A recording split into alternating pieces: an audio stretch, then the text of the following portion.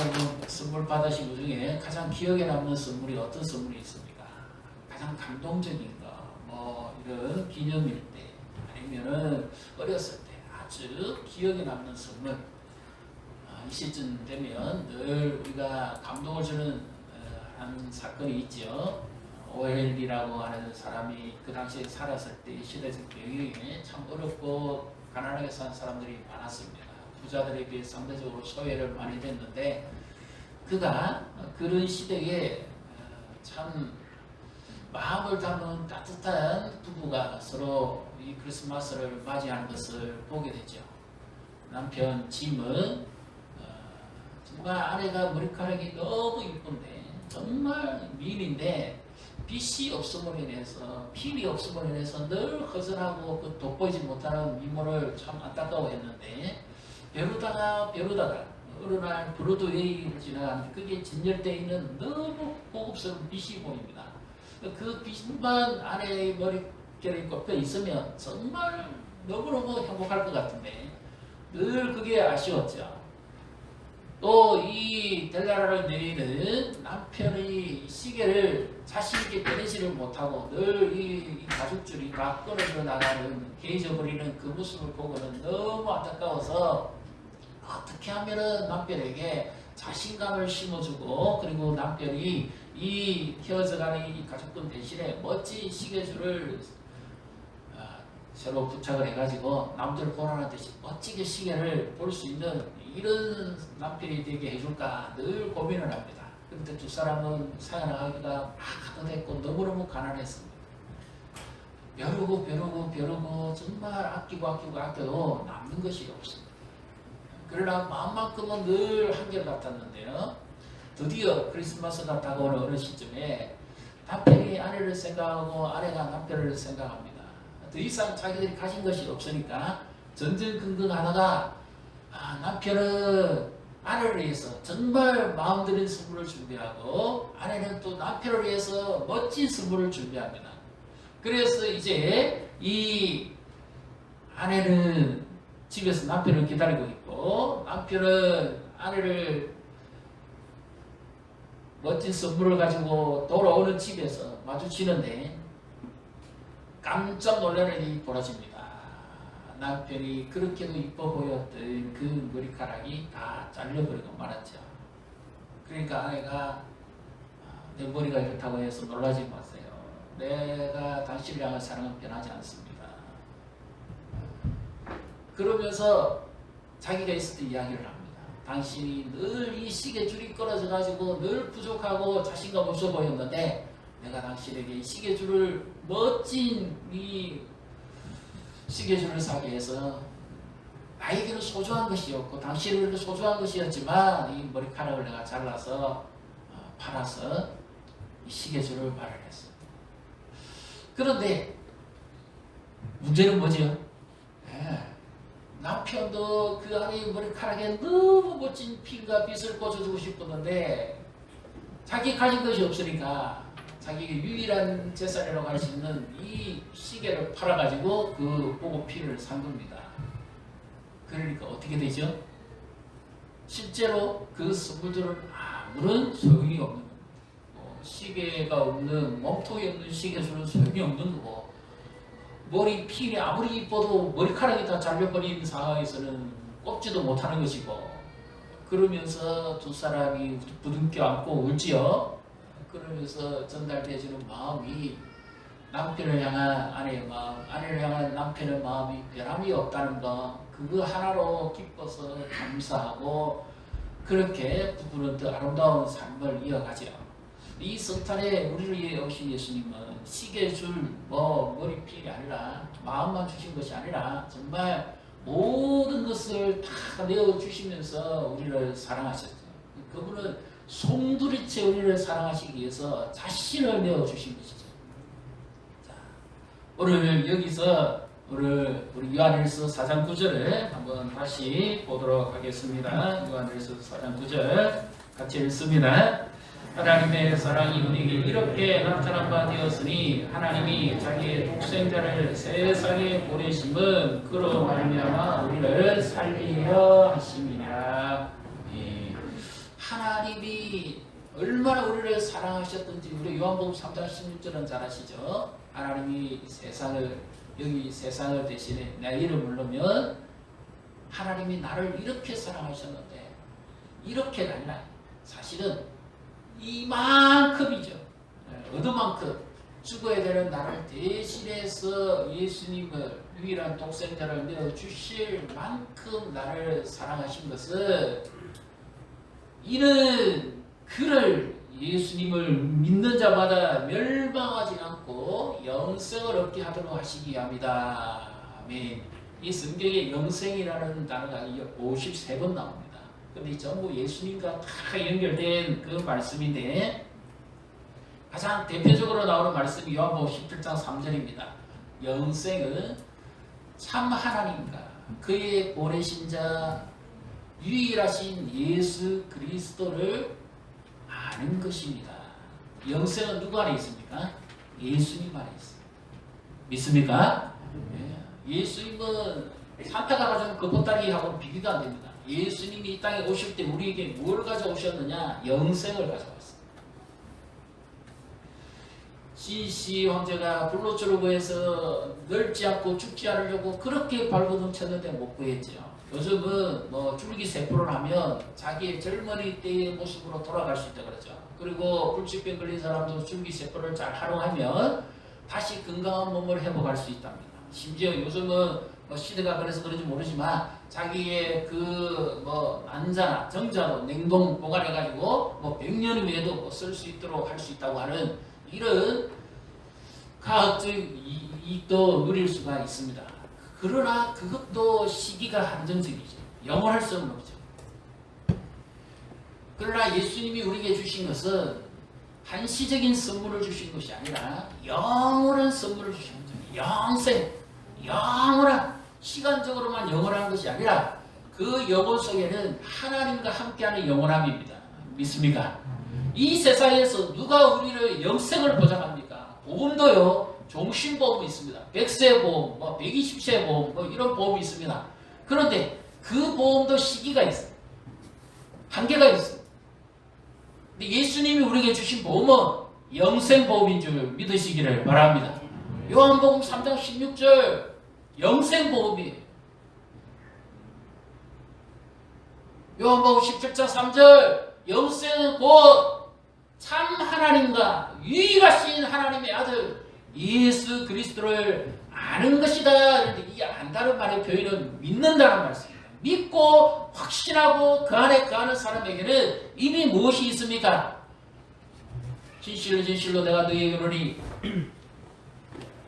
나 보내신을 믿고 나를 믿는 자는 이미 영생을 가졌느니라. 우리는 영생보험에 이미 청약이 된 줄 믿으시기를 바랍니다. 그런데 여기 있어요. 우리가 성도하면 예수님만 자꾸 생각하는데 그 아버지를 한번 봐야 됩니다. 요한일서 4장 9절 어떻게 합니까? 하나님이 사랑을 나타내 주시는데 우리를 사랑하시는 그 하나님이 얼마나 사랑하셨으면 그 아들을 내어 주시느냐.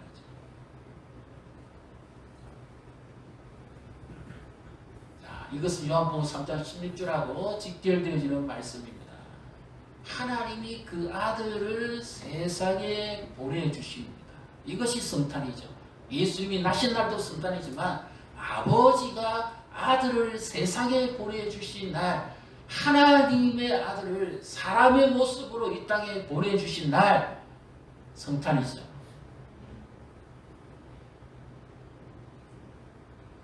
예수님이 십자가 달리실 때 자신은 살과 피를 십자가에 못 박히고 양손과 발에 못을 박혀 내어줍니다. 그런데 그 아버지는 무엇을 주실까요?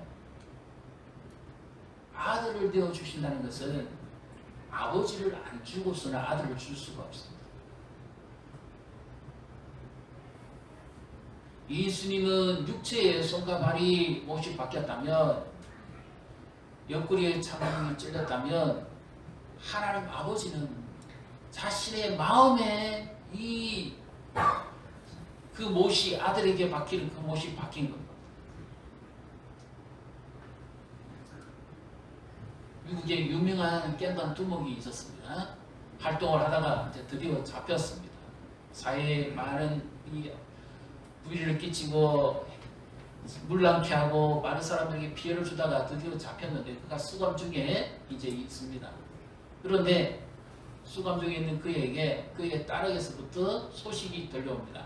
그 딸이 그만 신장이 망가져가지고 이식을 하지 않으면 더 이상 생명 유지가 어렵다는 소식을 듣습니다. 아무도 신장을 이식해 주려고 하지를 않습니다. 쉽지가 않습니다. 비용도 막대하지만 기다리는 것도 시간이 굉장히 오래 걸리죠. 근데 이 딸은 점점 절망적이고 그 소식을 들었던 아버지가 보도관을 통해 가지고 자기의 신장을 이식해 주겠다고 소식을 전합니다. 평생 좋은 일이라고는 해보지 않을 그 두목 같은 그 아버지가 딸이 고통당한다는 소식을 듣고 자기의 신장을 내주려고 합니다. 그런데 문제는 그 아버지도 아주 특이 체질로 태어났는데 그 아버지는 신장이 하나는 날 때부터 이미 기능을 못하고 하나만 가지고 평생을 살아왔는데 이제 마지막에 그 딸이 그런 신장으로 고통당한다는 소식을 듣고 자기의 신장을 내어준다는 거죠. 그러면 무슨 의미입니까? 자기 생명을 주겠다는 겁니다. 죽어가는 딸의 고통을 참아보지 못해서 자기 자신을 주겠다. 이것이 아버지의 사랑이고 부모의 사랑입니다. 하나님은 죄악에 빠져있는 우리를 살리시기 위해서 그 아들을 세상에 보내시는데 자신을 내어주시지 않고 어떻게 아들을 보내주십니까? 그래서 하나님의 사랑이 세상의 사랑하고 비교할 수가 없는 것입니다. 하나님의 사랑이 이렇게 나타났다 하는 것은 그 아들을 세상에 보내셨다. 이것 하나만으로도 하나님의 사랑이 결정이 됩니다. 그래서 우리가 다 죄인 되었을 때에 그리스도께서 우리를 위해 십자가 못 박고 죽으심으로 말미암아 하나님께서 우리에 대한 자기의 사랑을 이렇게 나타난 바 되셨다. 이것이 요한복음 3장 16절 말씀이고 요한일서 4장 9절의 말씀입니다. 그냥 주셨다 그러니까 독생자를 주셨다 그러니까 이 의미가 없습니다. 그냥 단순한 선물로 주신 것처럼만 되는데 그것이 아니라 또 다른 성경에 보면 이 아랍어라든지 이런 데 번역한 성경에 보면 하나님께서 그 아들을 화목제물로 삼으셨다 이런 표현이 있습니다.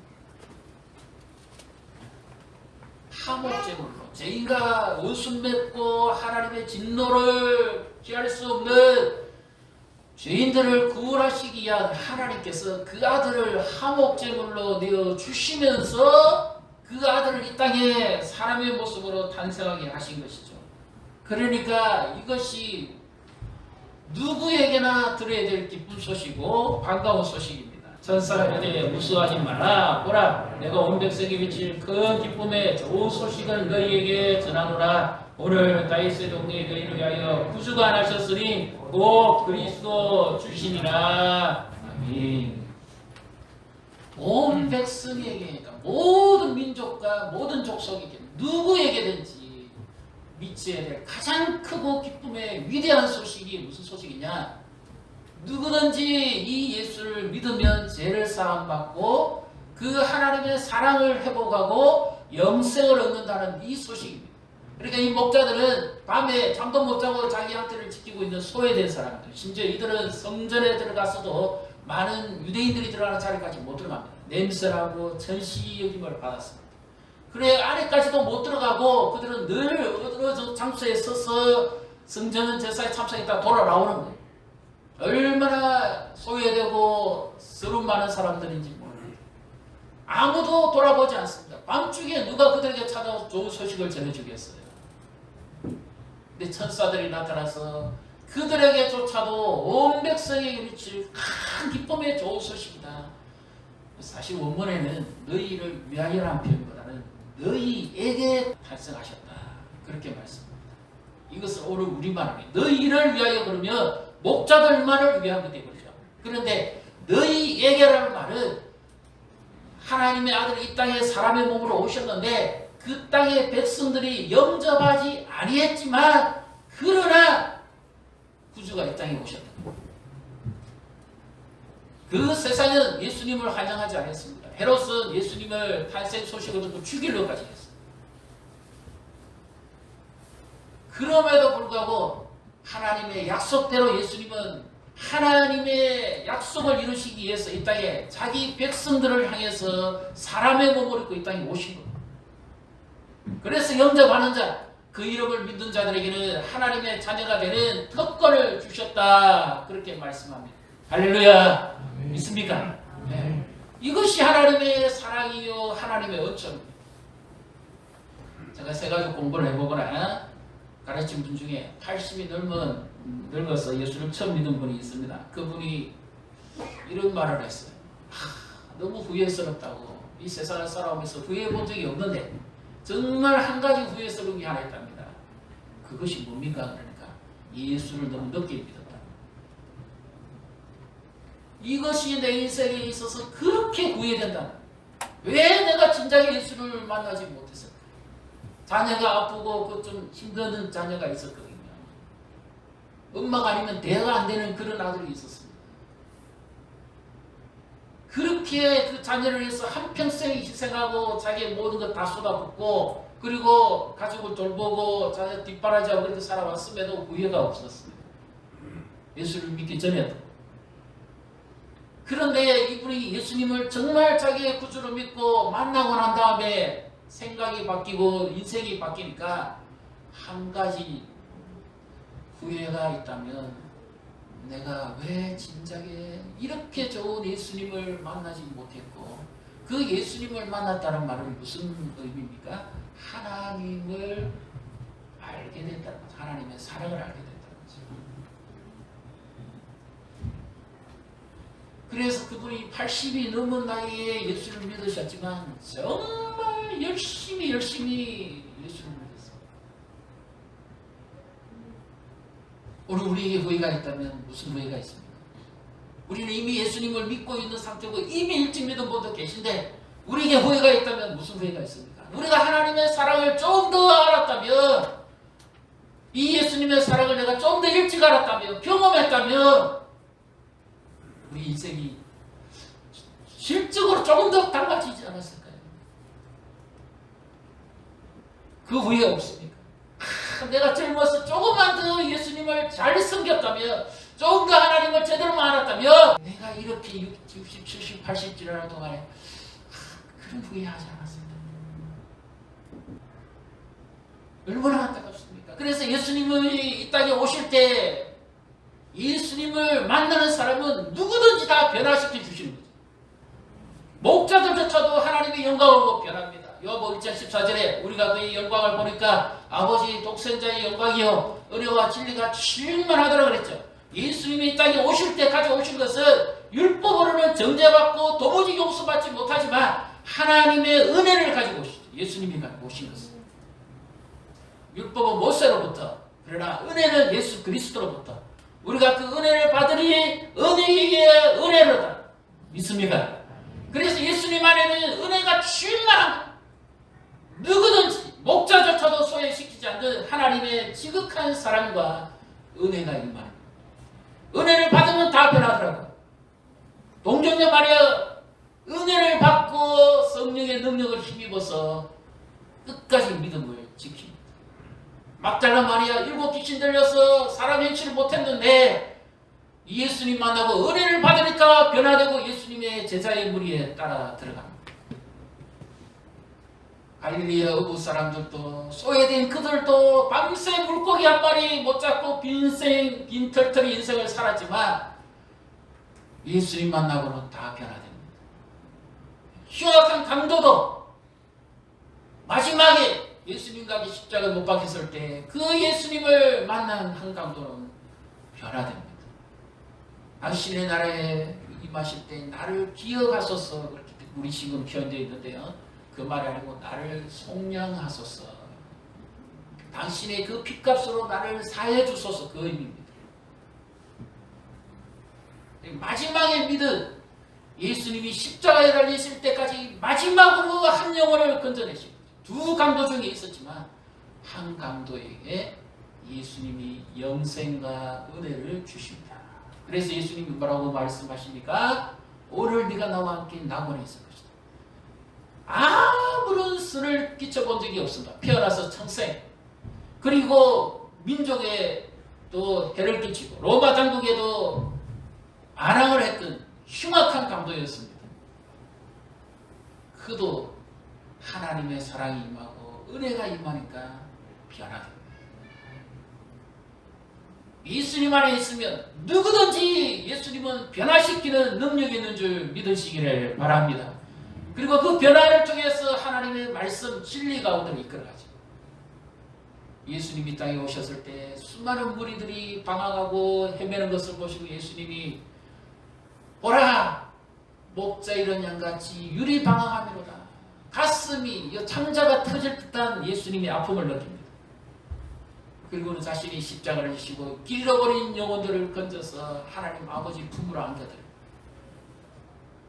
이것이 예수님이 이 성탄에 우리에게 가져오신 영생의 선물 보따리고 은혜가 충만하게 하시고 진리 안에 거하게 하시는 놀라운 하나님의 선물인 줄 믿으시기를 바랍니다. 이렇게 예수님은 우리에게 풍성한 은혜를 주십니다.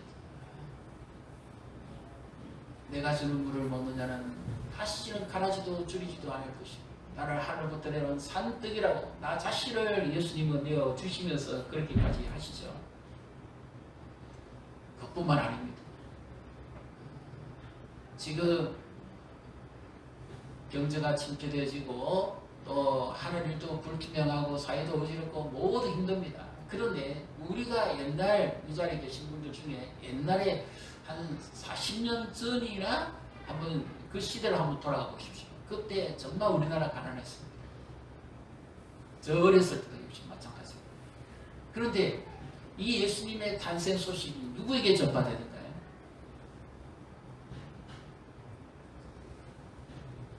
가난하고 병들고 헐벗고 굶주린 사람에게 예수님의 탄생 소식이 기쁜 소식이고 복음입니다. 그때는 참 예배당에 오면 많이 울었습니다. 예배당에 와서 말씀 듣고 그냥 눈물이 흐르는 거예요. 그래서 그냥 못 갑니다. 손수건이랑 제대로 있습니까? 이상한 종이 같은 그런 거 갖고 눈물 훔치는 사람도 있고 정말 그때는 굶주리고 배고프고 고달팠거든요. 외로웠거든요. 그런 시기를 이겨내지 않습니까? 그래서 교회만 오면 하나님의 사랑이 푸근하게 감싸주는 것이 너무 좋고 너무 기뻐서 그냥 예배만 드리면 그냥 울었습니다. 세상 사람은 다 차별하고 또 소외시켜도 하나님의 사랑은 변함이 없다는 그거 하나만으로도 너무 기쁘고 좋았습니다. 지금 일이 뜻대로 안 되고 경제가 힘들고 또 가정이 다 이렇게 많은 어려움을 겪을 겁니다. 이 크리스마스에 하나님께서 우리에게 주실 선물이 있다면 뭘까요? 목자를 소외시키지 않으신 그 주님께서 우리를 결코 무시하시지도 않고 소외시키지도 않고 우리를 찾아오시고 우리와 하나 되신다는 사실을 믿으시기를 바랍니다. 예수님 왜 사랑으로 오셨을까요? 우리를 사랑하시고 우리를 송두리째 더 소유하고 싶기 때문입니다. 우리의 가난을 알고 부피함을 알고 질병을 알고 염려를 알고 우리와 똑같이 되시기 위해서 예수님이 사람의 몸을 입고 오셨지. 그렇지 않으면 뭐 천사로 오시면 하나님의 영광인데 하나님의 능력이 부족함이 없는데 제한을 받지 않는데 똑같이 사람으로 오신 이유가 뭡니까? 우리의 고통을 더 체험하고 싶고 친히 자신이 모든 것을 우리와 함께 하시기 위해서 임마누엘로 오신 거죠. 우리 중에 외로운 분 계십니까? 나 홀로라고 생각하시는 분 계십니까? 절대 아닙니다. 독방에 있는 사람은 외로운 겁니다. 예수님은 거기도 찾아가십니다. 이 성찬의 주인으로 오신 예수님과 만나면 늘 예수님 플러스 납니다. 언제든지 예수님이 나와 함께 계십니다. 뭐라고 말씀하셨습니까? 예수님이 세상 끝날까지 내가 너희와 항상 함께 있을 것이다. 어느 누가 나와 영원히 같이 있어 주겠습니까? 부부도 같이 못했습니다. 부모도 먼저 떠나갑니다. 가족도 먼저 갑니다. 정든 친구도 먼저 갑니다. 70, 80 지나니까 친구분들 다 한 번씩 다 먼저 가시죠. 외롭습니다. 누가 나에게 영원한 친구가 됩니까? 누가 내 마음을 알아줍니까? 예수님이 사람으로 오셨기에. 그래서 그분이 나와 영원히 함께 계시겠다는 거예요. 그래서 예수님께서 우리에게 영생을 가져오시고 내 삶을 변화시키는 은혜로 가져오시고 하나님의 말씀 안에 거할 수 있는 진리로 찾아오시고 그리고 영원한 친구가 되어주시고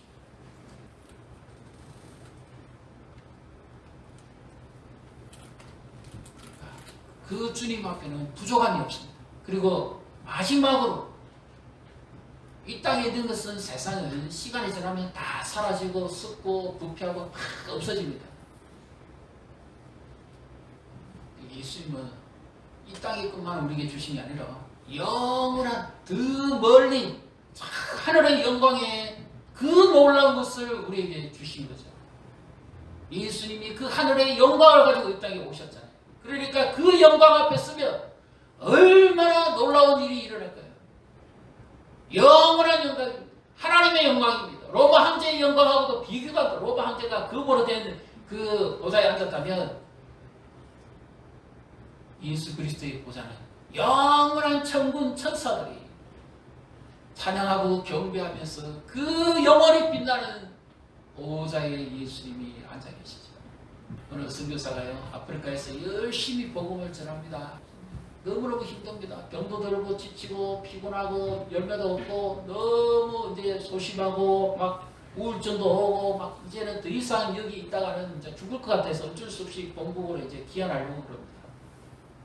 미국으로 돌아오는데 그때는 비행기가 없는 시절이니까 배를 타고 옵니다. 근데 자기가 내릴 때는 너무 초라하고 혹시 아는 사람이 있을까 싶어서 얼굴을 가리고 싶고 그런데 갑자기 그 같이 타고 온 배에서 빵빠레 소리가 터져 나오면서 레드카펫이 깔립니다. 그리고 일단은 무리들이 쭉 나오는데요. 막 연도에서 사람들이 박수를 치고 환영을 합니다. 이 선교사가 실망이 됐습니다. 하나님, 너무 차별하신 거 아니냐고. 나는 죽으라고 아프리카에 가서 당신의 복음 전하기 위해서 그 미교인들을 만나고 이 죽음의 위기 속에서 살다가 왔는데 아무리 열매가 없어서 치더라도 이렇게까지 나를 홀대하실 수 있습니까? 저 사람은 누구기에 저렇게 군함대가 빵빠레를 하고 연도에서 사람들이 저렇게 깃발을 들고 화로하고 저렇게 맞아주느냐 그 말이죠. 근데 알고 보니까 그 레드카펫에서 나오는 사람은 미국 대통령이었습니다. 아프리카 순방 갔다가 또 뭐 조금 시기에서 코끼리 사냥을 했던 유명한 사람이었습니다. 너무 억울하잖아요. 그러니까 이 선교사의 마음에 갑자기 이런 음성이 들립니다. 너 아직 집에 안 왔다. 너는 아직까지 너 일을 계속 해야 돼. 그런데 너 저 군함대의 빵빠레가 그렇게 부럽냐? 네가 집에 돌아오는 날 내가 하늘에 있는 천군 천사의 그 빵빠레를 터뜨려줄 거야. 너 저 대통령이 하루 만난 적이 즐겁냐?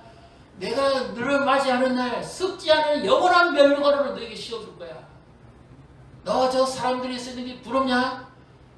허다한 수많은 사람들이 너가 이 나에게 올 때에 박수치고 일어나서 환영할 거야.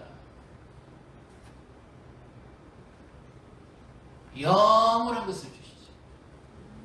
썩지 않는 걸 주시죠. 그 멸류관 월계수관 그거 얻어쓰고 영광을 얻기 위해서 죽도록 고생하고 마라톤 달려가지고 있어봤자 불과 채 2주 안 갑니다. 하나님께서 우리에게 주신 멸류관은 영생의 멸류관, 썩지 않는 멸류관이죠. 영원한 멸류관이죠. 주를 섬기고 충수하는 자에게 주님께서 그날에 내게만 아니라 그날에 주시는데 천군 천사를 동원해서 하늘의 황금길을 열어서 수많은 앞서가는 성도들이 일어나서 영광의 보좌 앞에 서 있는 우리를 환영하고 축복하고 아들을 내어주셨는데 뭘 아끼시겠습니까? 다 기록할 수가 없습니다. 제국한 영혼 구하려 그 아들 보내사 화목제물 삼았다. 우리 한번 이 찬송 304장 1절만이라도 우리 한번 같이 한번 불러보겠습니다.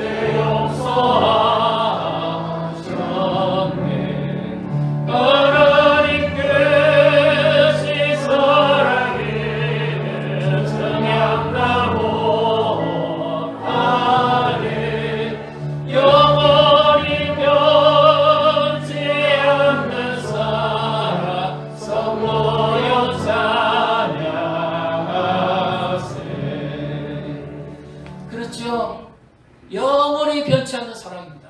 일시적인 사랑이 아니에요. 100년 하는 사랑이 아니에요. 120년 하는 사랑이 아니에요. 영원한 사랑입니다. 이것이 하나님 아버지가 우리에게 주시는 사랑입니다. 요한일서 4장 9절에 이렇게 하나님께서 우리에게 사랑을 나타내 주셨다. 아들을 우리를 대신해서 화목제물을 삼으셨다. 내가 죽어야 되는 그 죄값을 예수님이 대신 받게 하시고 하나님과 원수되었던 우리를 화목하게 하는 하나 되게 하는 제물을 삼으셨다. 이것이 성탄의 하나님 아버지의 사랑이었습니다. 모든 죄를 그의 피로 다 용서하시고 영생을 주시고 하늘의 영광을 주셨지. 심지어 예수님 안에는 놀라운 것이 있습니다. 아버지와 나는 하나입니다. 세상에 어느 촉수가 아버지와 아들이 하나가 될 수가 있습니다. 나를 본 자를 아버지를 보았다. 영원한 삼위일체가 예수님 안에는 있습니다.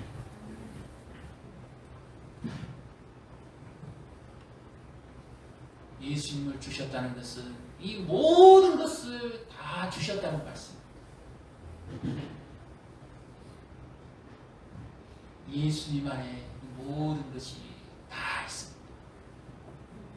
이 성탄에 우리가 더 예수님을 알고 더 예수님 안에 깊이 들어가면 지금까지 우리가 경험하지 못했던 하늘의 더 놀라운 영광과 능력과 권세도 있고 더 놀라운 은혜도 있고 더 풍성한 진리도 있고 더 놀라운 하늘의 복도 있고 땅의 복도 있고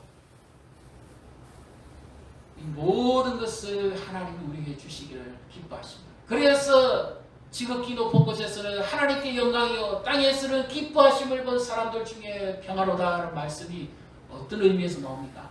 일시적인 평화를 말씀하신 것이 아니라 하나님이 이렇게 우리를 사랑하시고 예수님이 나를 위해서 제물이 되셨고 세상 끝날까지 나와 동행하시기 때문에 이 말씀 안에서 우리에게 주시는 것이 평화인 줄 믿으시기를 바랍니다.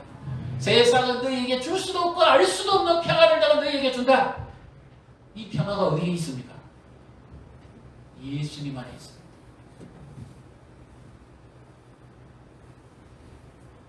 너희는 세상에서는 환난을 당하나 담대하라.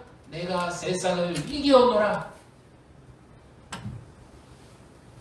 오늘도 코로나 팬데믹으로 두려워합니다. 담대하십시오. 예수님이 내 안에서 계속해서 주시는 것은 평안입니다. 하나님을 믿고 나를 믿으라. 그리하면 기쁨으로 얻을 것이다.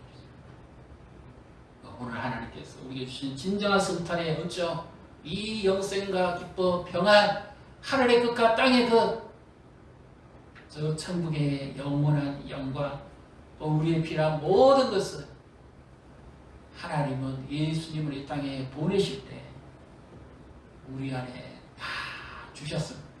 그래서 오늘도 우리의 주인 되신 이 예수님을 만날 때 비로소 우리 마음이 평안하고 하나님이 기뻐하시는 복된 삶을 누리시는 저 우리 성도님과 교회가 되시기를 주님의 이름으로 축복합니다.